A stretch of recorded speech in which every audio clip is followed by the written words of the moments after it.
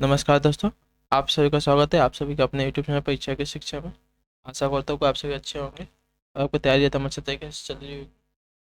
जो बच्चे क्लास में पहली बार हैं, क्लास में नहीं है, वो सभी देख लें। हमारे चैनल में देखिए बीएड परीक्षा 2023 की तैयारी हम लोग बेसिस पे करवा रहे हैं। आपकी क्लास का समय है सामान्य ज्ञान की क्लास सुबह 11 बजे और सामान्य हिंदी की क्लास शाम को 7 बजे आपको डेली बेसिस पे मिलती है।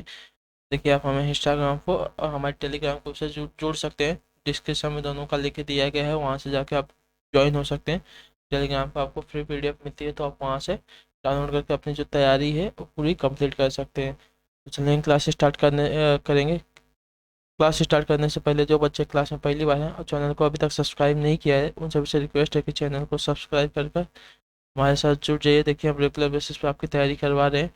क्लास को जितना हो सके उतना लाइक कीजिए और अपने दोस्तों के साथ क्लास को शेयर कीजिए, ठीक है। चलेंगे क्लास स्टार्ट करेंगे। देखेंगे आपका फर्स्ट क्वेश्चन आपसे क्या पूछ रहे हैं। 26 है, ठीक है। 26 नंबर है। निम्नलिखित में से कौन सा भारत में श्रम के बारे में सही है उत्पादन के कारक के रूप में, ठीक है। निम्नलिखित में से कौन सा भारत में श्रम के बारे में सही है साथियों, पूछा है आपका। तो आपका उत्तर हो जाएगा या सबसे अधिक मात्रा में है, ठीक है। तो जो ऑप्शन आपका ए दे दोस्तों, आपका राइट आंसर हो जाएगा। भूमि, श्रम, भौतिक पूंजी, मानव क्षमता उत्पादन के कारक होते हैं। श्रम भारत में उत्पादन का सबसे प्रचुर मात्रक है, ठीक है। मात्रा में कारक है। भारत में कौशल विकास प्रयास का उद्देश्य उत्पादन के इस कारक का उपयोग करना है, ठीक है। अगला क्वेश्चन देखेंगे आपसे। अगला क्वेश्चन है आपका 27 नंबर। ध्यान से देखिए, 27 नंबर पर आपसे क्या पूछ रहे हैं। भारत में आर्थिक सुधारों के बाद से अर्थव्यवस्था के निम्नलिखित क्षेत्रों में से किसने सबसे ज्यादा बढ़ोतरी हुई है। 27 पे आपका सही उत्तर क्या होगा साथियों। भारत में आर्थिक सुधारों के बाद से अर्थव्यवस्था के निम्नलिखित क्षेत्रों में से किसने सबसे ज्यादा बढ़ोतरी हुई है साथियों। तो आपका उत्तर हो जाएगा तृतीय क्षेत्र में, ठीक है। जो ऑप्शन आपका पर सी है दोस्तों, आपका राइट आंसर हो जाएगा। पंचवर्षीय पहली पंचवर्षीय योजना की शुरुआती वर्षों में कारक लागत पर जीडीपी में प्राथमिक क्षेत्र जैसे कि आपका कृषि, वानिकी, मछली पकड़ने का सबसे बड़ा योगदान था। इसके बाद आपके तृतीयक और माध्यमिक क्षेत्र। तृतीयक क्षेत्र में आपका देखिए परिवहन, संचार, अस्पताल, होटल, सॉफ्टवेयर सेवाएं इत्यादि शामिल हैं। भारत में आर्थिक सुधारों और भारत में सकल घरेलू उत्पाद में प्रमुख योगदानकर्ता के बाद अधिकतम वृद्धि आपकी देखी गई थी तृतीय क्षेत्र में। तो जो ऑप्शन आपका सीधे दोस्तों आपका राइट आंसर हो जाएगा। अगला क्वेश्चन है आपका 28 नंबर। 28 नंबर पे देखिए ध्यान से क्या पूछा गया। डॉक्टर बी आर अम्बेडकर द्वारा किस अनुच्छेद को भारतीय संविधान का हृदय तथा आत्मा के रूप में वर्णित किया गया है साथियों। बहुत ही इंपॉर्टेंट क्वेश्चन आपसे पूछा जाता है। तो अनुच्छेद 32 को, ठीक है। अनुच्छेद 32 संवैधानिक उपचार का अधिकार प्रदान करता है, जिसका अर्थ है किसी भी व्यक्ति को अपने मौलिक अधिकारों को सुरक्षित रखने के लिए सुप्रीम कोर्ट या तो उच्च न्यायालय में जाने का अधिकार होता है, ठीक है। जो ऑप्शन आपका पे सीधे दोस्तों आपका राइट आंसर हो जाएगा। अगले क्वेश्चन देखेंगे आपका 29 नंबर। आपसे क्या पूछा गया, ध्यान से देखेंगे। रिक्त स्थान सरकार में राजनीतिक शक्तियों को अधिक से अधिक नागरिकों में विभाजित की जाती है, क्या बताइए। रिक्त स्थान की जगह पे क्या आ जाएगा। सरकार में राजनीतिक शक्तियों को अधिक से अधिक नागरिकों में विभाजित की जाती है, क्या है वो। तो आपका उत्तर हो जाएगा साथियों लोकतांत्रिक, ठीक है। जो ऑप्शन आपका पे डी दे दोस्तों आपका लोकतांत्रिक। सरकार में राजनीतिक शक्तियों को अधिक से अधिक नागरिकों में विभाजित की जाती है। तो जो ऑप्शन आपका पे डी दे दोस्तों आपका राइट आंसर हो जाएगा। एक मिनट। अगला क्वेश्चन देखेंगे आपका 30 नंबर है। 30 नंबर ध्यान से देखेंगे आपसे क्या पूछे गए। लघु पाषाण क्या होते हैं। लघु पाषाण आपके क्या होते हैं। तो लघु पाषाण देखिए पत्थर के जो औजार बनते थे उस समय को लघु पाषाण कहते थे। जो ऑप्शन आपका पे ई दे दोस्तों आपका राइट आंसर हो जाएगा, ठीक है। अगले क्वेश्चन की तरफ बढ़ेंगे। आपका 31 नंबर। 31 नंबर है, ध्यान से देखेंगे आपसे क्या पूछा गया है क्वेश्चन में।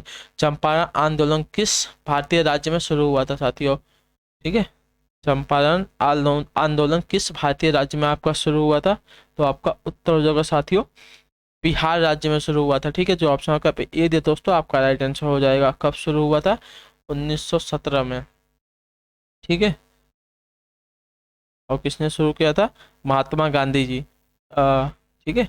महात्मा गांधी द्वारा शुरू किया गया पहला आंदोलन था, ठीक है। पहला सत्याग्रह आंदोलन था, महात्मा गांधी जी द्वारा शुरू किया गया, ठीक है।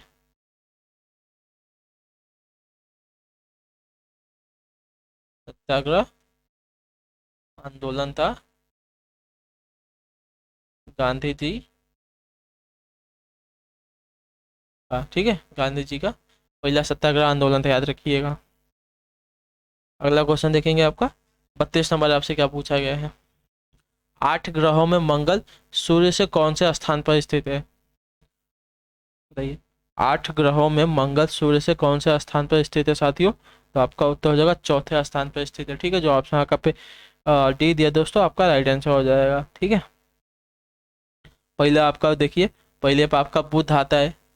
ठीक है, बुध आता है, बुध के बाद आपका शुक्र आता है, शुक्र के बाद आपकी पृथ्वी आती है, पृथ्वी के बाद आपका आता है मंगल, और मंगल के बाद आपका आता है बृहस्पति, बृहस्पति के बाद आपका देखिए शनि आएगा, शनि, शनि के बाद आपका आ, यूरेनस आता है। ठीक है, यूरेनस आता है, और उसके बाद आपका नेपच्यून आता है, याद रखिएगा। अगला क्वेश्चन देखेंगे आपका 33 नंबर, आपसे क्या पूछा गया है। 33 नंबर है, ध्यान से देखें। सूर्य का चक्कर लगाने वाले सभी 8 ग्रहों को निश्चित पथ को क्या कहते हैं। ठीक है, सूर्य का चक्कर लगाने वाले सभी 8 ग्रहों के निश्चित पथ को क्या कहते हैं साथियों, तो इसको देखिए आपका कहते हैं कक्षा कहते हैं। ठीक है, जो अपने कक्ष में जो हमारे ग्रह होते हैं, 8 ग्रह घूमते रहते हैं, उसी को कक्षा कहते हैं उनका। तो जो ऑप्शन आगे पे सी दोस्तों, आपका राइट आंसर हो जाएगा। अगले क्वेश्चन की तरफ बढ़ेंगे, ध्यान से देखेंगे आपसे क्या पूछा गया है।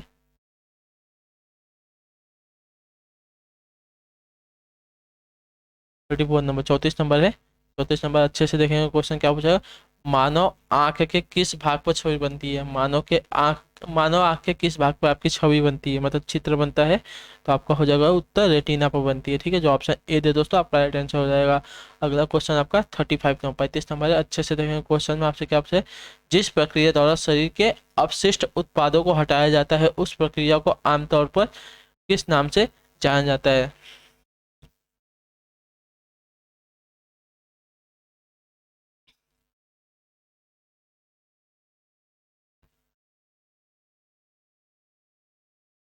दूसरे जी के मलोत्सर्जन कहते हैं। ठीक है, जो ऑप्शन आपका पास सीधा दोस्तों, आपका राइट आंसर हो जाएगा। अगला क्वेश्चन देखेंगे आपका 36 नंबर, 36 नंबर देखेंगे आपसे क्या पूछा गया साथियों, अच्छे से देखेंगे क्वेश्चन में आपसे क्या पूछ रहे हैं। डार्क पेशी डायाफ्राम जो कि आंख का पुतली को नियंत्रित करते हैं, उन्हें क्या कहा जाता है। ठीक है, डार्क पेशी डायाफ्राम जो कि आंख का पुतली को नियंत्रित करते हैं, उन्हें क्या कहा जाता है साथियों, तो उन्हें देखिए आपका आँख की पुतली कहा जाता है। जो ऑप्शन आगे पे सीधा दोस्तों, आपका राइट आंसर हो जाएगा।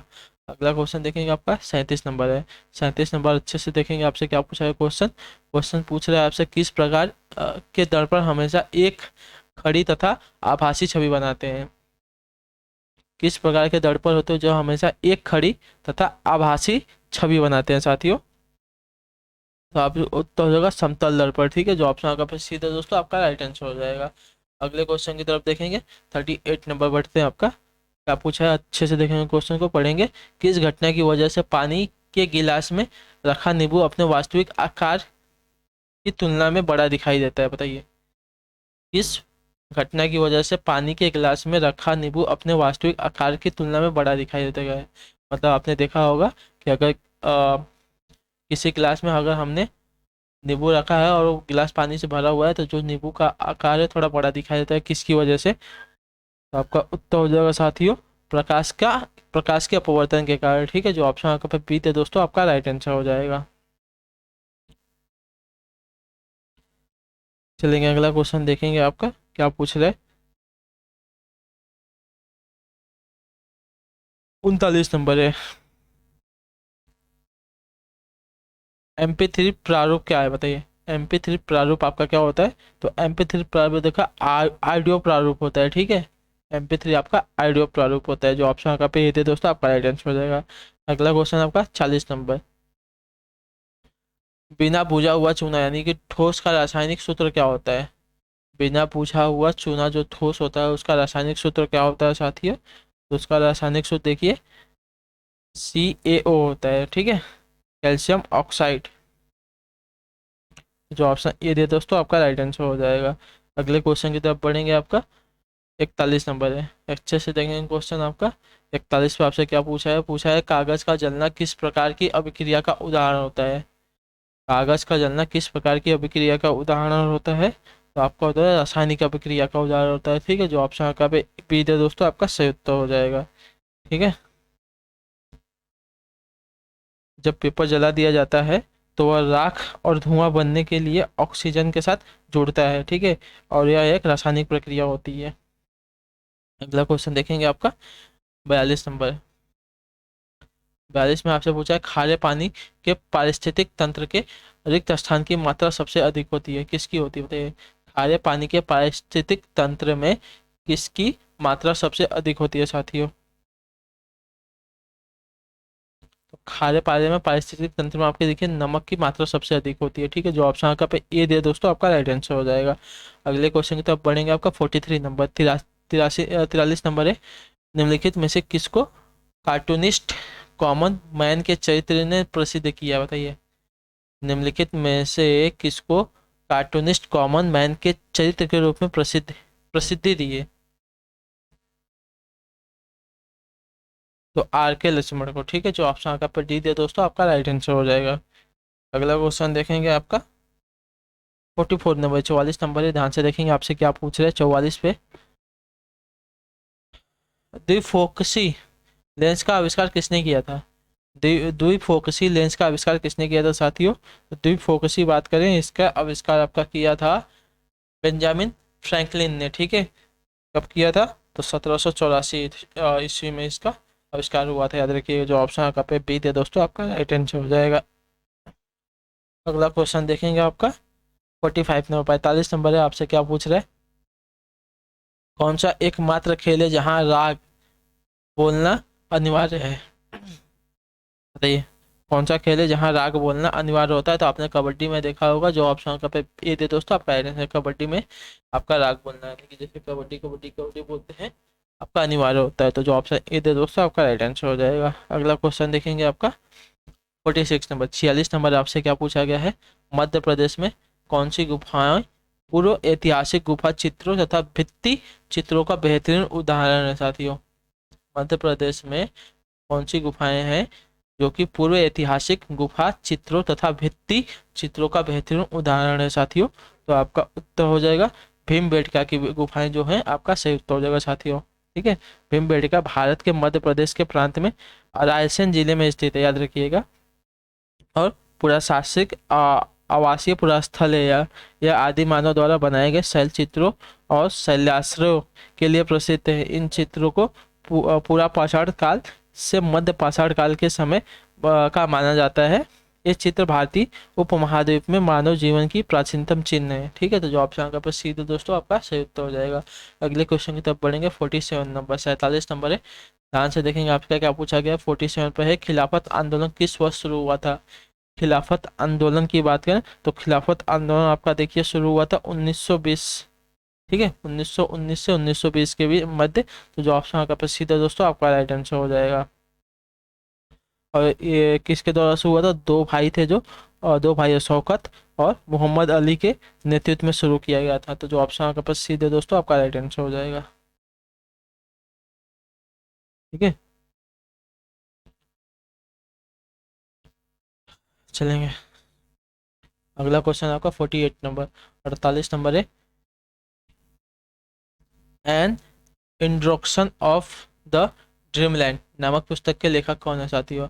An introduction of the dreamland नामक पुस्तक के लेखक कौन है साथियों? तो इसके लेखक देखिए भगत सिंह है। ठीक है, जो ऑप्शन आपको पी दिया दोस्तों, आपका सही उत्तर हो जाएगा।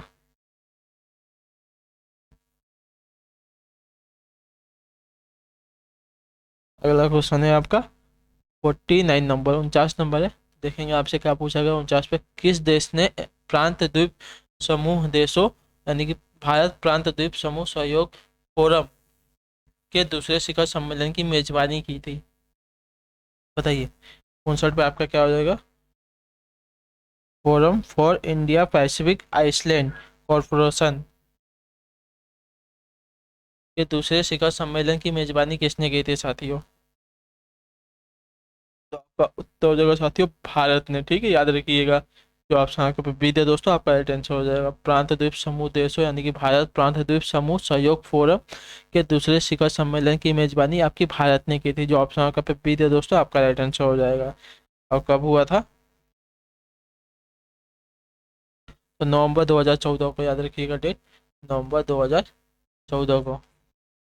अगला क्वेश्चन है आपका 50 नंबर। ध्यान से देखेंगे। रिक्त स्थान का कॉक्स बाजार बाजार दुनिया में सबसे लंबा समय तक अटूट समुद्री तट है, बताइए। रिक्त स्थान का कॉक्स बाजार दुनिया में सबसे लंबा समय तक अटूट समुद्री तट है, कौन सा है? तो आपको उत्तर हो जाएगा साथियों, बांग्लादेश का। ठीक है, जो ऑप्शन आपका पी थे दोस्तों, आपका बांग्लादेश का जो कॉक्स बाजार दुनिया में सबसे लंबा समय तक अटूट समुद्री तट है। जो ऑप्शन आपका बी थे दोस्तों, आपका सही उत्तर हो जाएगा।